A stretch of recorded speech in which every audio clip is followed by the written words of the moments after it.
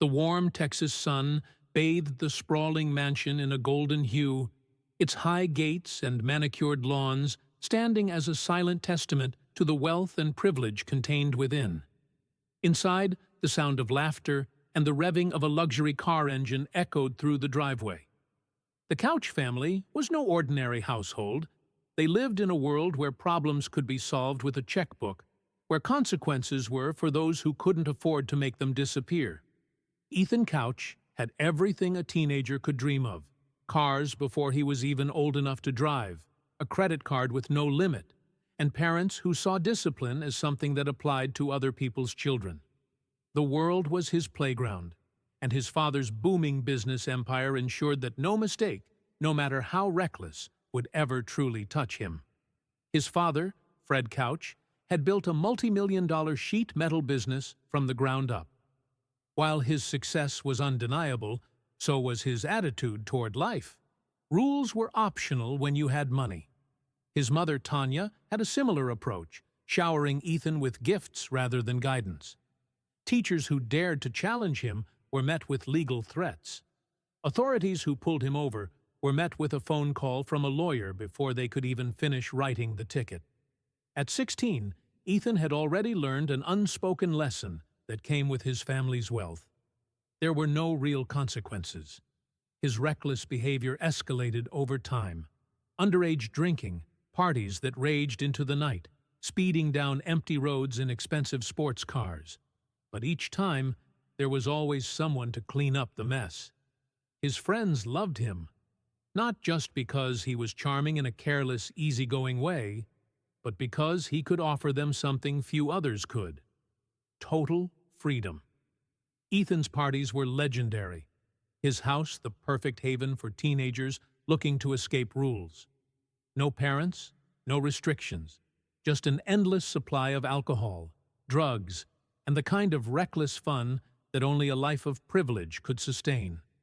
On the surface, Ethan's life was a dream, but beneath the facade of luxury and indulgence, something was festering, a storm brewing just beyond the horizon. A single night, a single decision, would soon change everything. But for now, the sun was still shining, and Ethan Couch was untouchable. The Texas heat had settled into a thick, humid stillness as the sun dipped below the horizon. It was the kind of night that invited trouble, the kind where young, restless souls sought escape in the thrill of speed, the burn of liquor, and the illusion of invincibility. Ethan Couch and his friends were gathered at his house, a sprawling estate on the outskirts of Burleson. Music blared from the speakers, beer cans littered the countertops, and the unmistakable scent of whiskey and marijuana clung to the air. It was a night like any other, a routine blend of excess and recklessness, where the only rule was that there were none. Tonight, though, the party wasn't enough. They wanted movement, something more than just drinking on a couch in a mansion. Someone suggested a drive, and that was all the encouragement Ethan needed. He grabbed the keys to his father's red Ford F-350 pickup truck, an enormous vehicle built for power, speed, and destruction. As Ethan climbed into the driver's seat, his friends piled in. Some squeezed into the cab while others jumped into the truck bed, laughing and swaying as the vehicle roared to life. It wasn't the first time they'd driven like this, drunk, wild, with no regard for the consequences, but something about this night felt different. The truck peeled out of the driveway, tires screeching against the pavement. Ethan's foot pressed down harder on the gas pedal, his head light with intoxication, his thoughts clouded with adrenaline. He was moving fast, too fast, but in his mind, speed was just another thrill. What did he have to be afraid of? Meanwhile, just a few miles away, another group of people had gathered on the side of the road, their evening unfolding in a much different way. A broken-down vehicle had forced them to pull over. They weren't drinking, they weren't reckless. They were simply trying to help. The highway stretched before Ethan like an endless open runway. The music was deafening, the wind whipping past, his hands gripping the wheel with the cocky assurance, of someone who had never faced true consequences. Then, in an instant, everything changed. The truck barreled forward, headlights cutting through the darkness, but it was already too late. A blur of movement, the screech of tires, a sickening impact. And then, silence. The night, once alive with laughter and reckless abandon, was now swallowed by a horror that none of them could have ever imagined. The sound of twisted metal and shattering glass still hung in the air, a cruel echo of what had just happened. The massive Ford F-350 had slammed into the group on the side of the road with unstoppable force, turning an ordinary night into a scene of unimaginable devastation. Ethan Couch sat frozen behind the wheel, his heart pounding in his chest, his breath ragged. The truck, his father's pride and joy, had come to a halt in a mangled mess of debris and bodies. His friends in the truck bed had been thrown violently onto the pavement.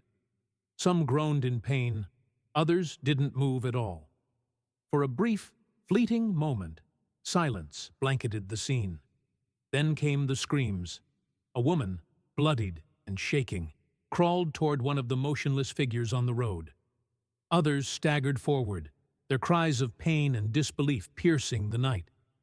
Flashlights flickered as nearby witnesses ran to help, their hands trembling as they reached out to check for pulses, to find signs of life.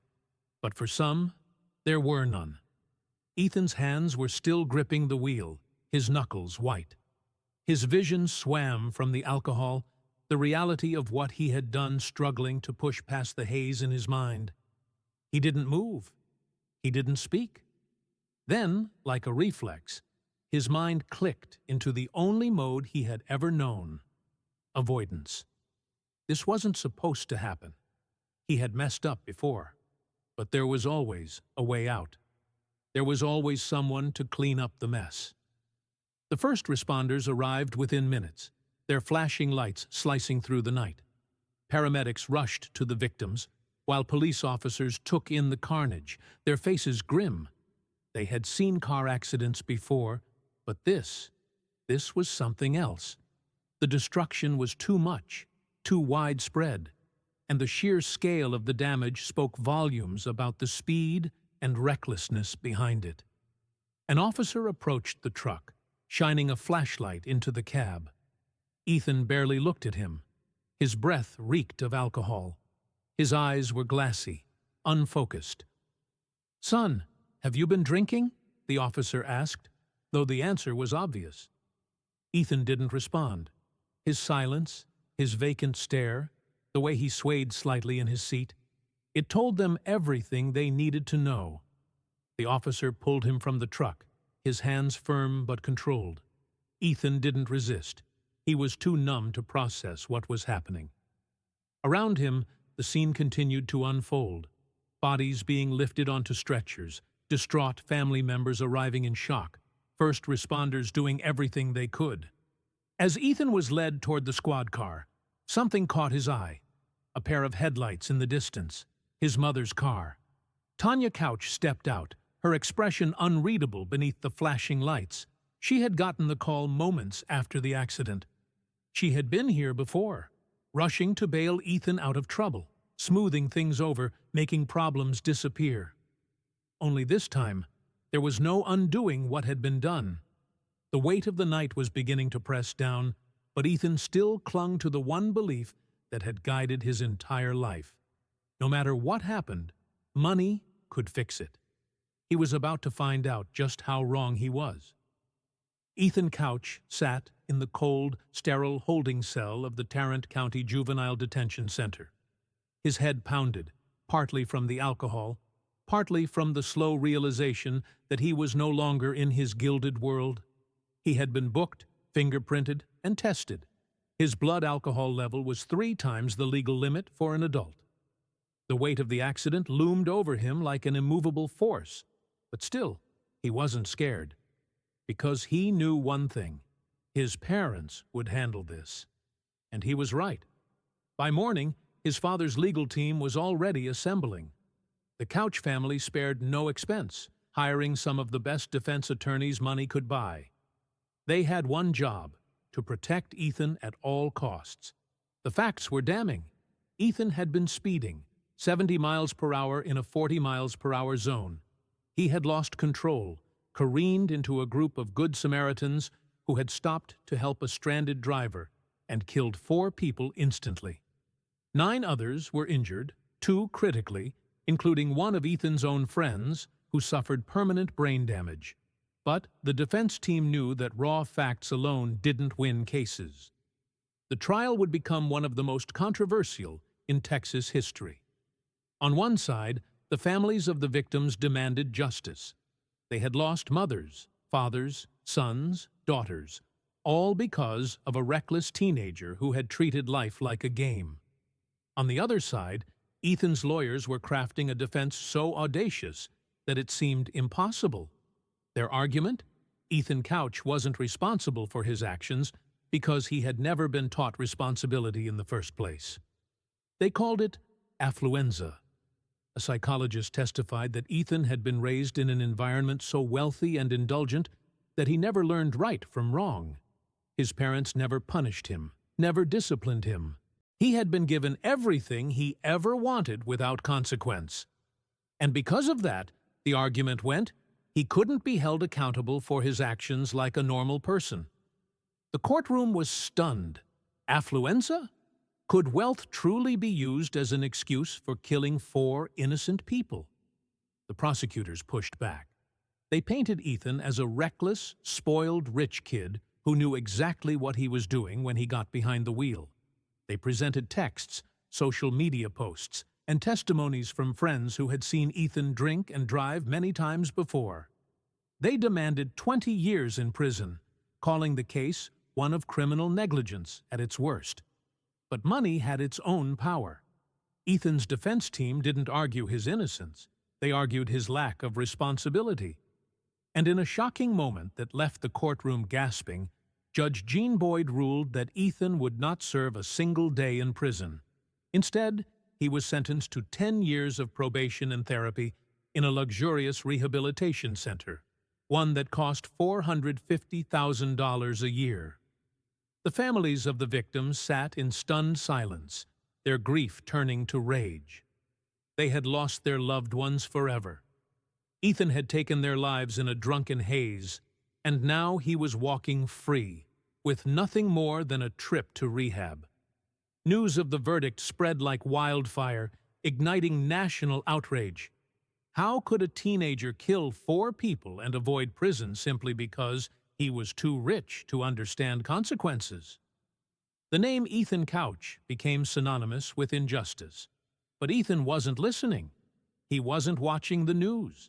He wasn't reading the headlines that called him the affluenza teen because, in his mind, nothing had changed. He was still untouchable, or so he thought. The storm of public outrage swelled beyond anything the Couch family had ever faced. Protests erupted, social media exploded, and news anchors dissected the trial in disgust. Ethan Couch had become the poster child of privilege gone wrong, his name a symbol of a broken justice system where wealth could shield even the worst crimes. But Ethan? He didn't care. For a brief time, he followed the court's orders, attending his luxurious rehab program, showing up for probation meetings, and staying out of the public eye. But the boy who had spent his entire life dodging consequences wasn't about to change. Rules had never applied to him before. Why should they now? The world watched, waiting for him to slip up. And then he did. One evening, a video surfaced online. It showed Ethan at a party, laughing, surrounded by beer and liquor. He was playing beer pong, clear proof that he was drinking, a direct violation of his probation. Someone in the room had recorded it and posted it. Within hours, the video spread like wildfire. Ethan had broken the one condition that kept him out of prison. Now, the law was coming for him. When Ethan saw the video, he didn't panic. He didn't regret it. He didn't worry about the people he had hurt, or the justice system, or the consequences waiting for him. he had one thought: I need to run. Before authorities could even issue a warrant, Ethan's mother, Tanya Couch, was already in motion. If money had solved all of Ethan's problems before, then it would solve this one too. Within hours, Tanya withdrew $30,000 in cash, packed their bags, and disappeared with Ethan. The two of them crossed the border into Mexico. For weeks, they vanished into the neon streets of Puerto Vallarta, a coastal city lined with beach resorts and tourists. They rented a small apartment near the ocean, dyed Ethan's hair black, and told no one where they had gone. As far as Ethan was concerned, the world had no power over him. He drank freely, partied without caution, and wandered the streets of Mexico like a kid on an extended vacation. The law was behind him, Texas was behind him. And the past? Well, it had never really touched him before, until the day it finally did. In December 2015, nearly 3 weeks after their escape, a pizza delivery led to Ethan's downfall. He had grown cocky.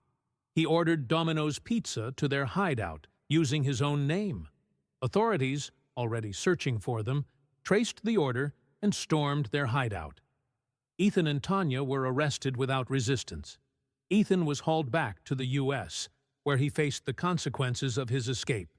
This time, there were no loopholes, no affluenza defense, and no fancy legal tricks. His probation was revoked. The judge handed down a 2-year prison sentence, 180 days for each of the 4 lives he took. It wasn't nearly enough for the families of his victims, but it was the first time Ethan Couch would finally face real consequences. As he sat in his prison cell, stripped of his privilege, stripped of his money, stripped of the power that had always shielded him, one question lingered. What happens when an untouchable person finally has to face reality? The cold steel bars of Ethan Couch's prison cell were a stark contrast to the luxury he had known all his life. Gone were the days of lavish parties, roaring sports cars, and indulgence without consequence.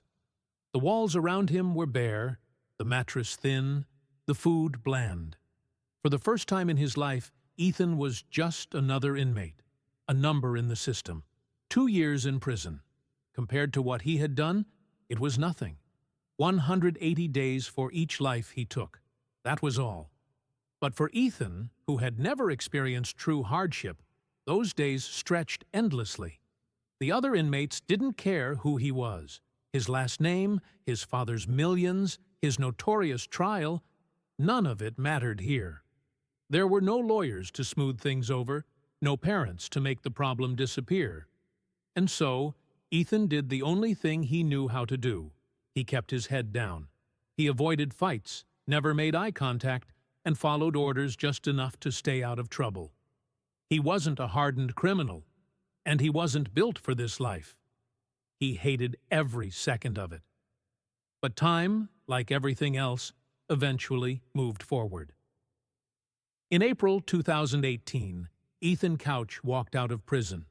His mother, Tanya Couch, who had also faced charges for aiding his escape, was not there to greet him. His father, Fred, had long since grown tired of the scandal surrounding his son.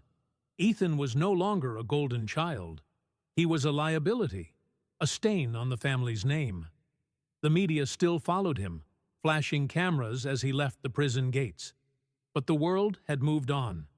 His name, once the center of national outrage, was fading into the past. Ethan was placed under strict probation, regular check-ins, a curfew, a ban on alcohol and drugs. Any slip-up, no matter how small, would send him back behind bars. For the first time in his life, Ethan had to live by the rules. But what did life after prison look like for someone like Ethan Couch? His once bright future was gone. No prestigious college would accept him. No company wanted to be associated with his name. The same money that had once shielded him from consequences now made him infamous.